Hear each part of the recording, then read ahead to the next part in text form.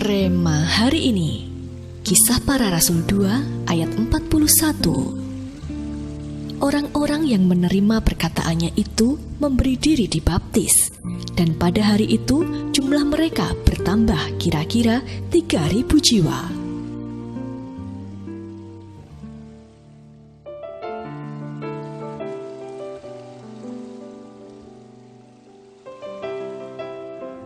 Bayangkan jika orang yang selama ini selalu ada di samping kita, menjadi panutan dan pelindung kita, tiba-tiba menghilang dan tidak bisa kita jumpai lagi. Kita pasti akan merasakan kesedihan mendalam, kehilangan dan mungkin putus harapan, atau tidak lagi memiliki semangat untuk melakukan segala sesuatu. Demikian juga dengan para murid Yesus ketika dia harus pergi meninggalkan mereka.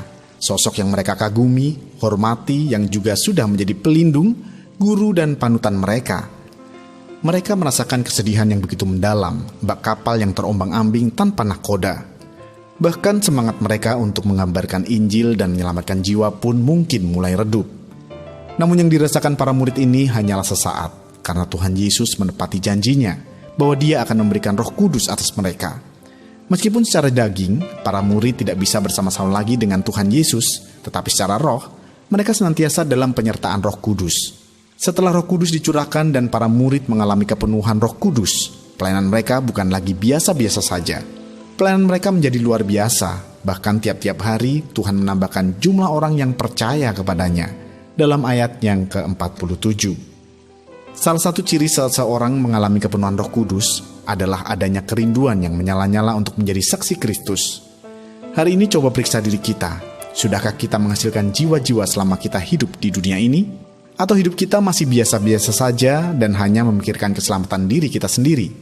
Jika demikian, berarti kita belum mengalami kepenuhan Roh Kudus. Karena kalau kita kepenuhan Roh Kudus, kita akan menangisi jiwa-jiwa yang belum mengenal Tuhan Yesus.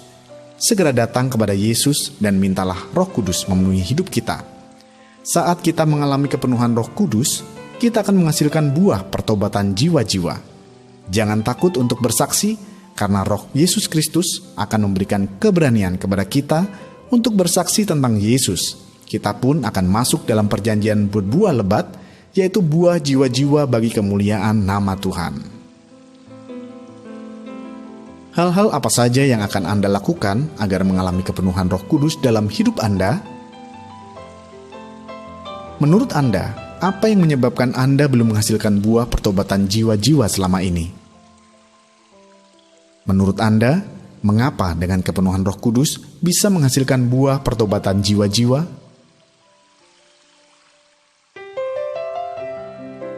Tuhan Yesus, penuhilah kami dengan Roh Kudus-Mu agar kami memiliki keberanian untuk bersaksi.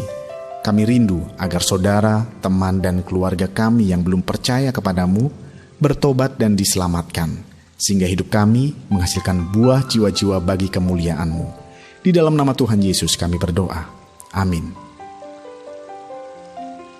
Kepenuhan Roh Kudus akan menghasilkan buah pertobatan jiwa-jiwa.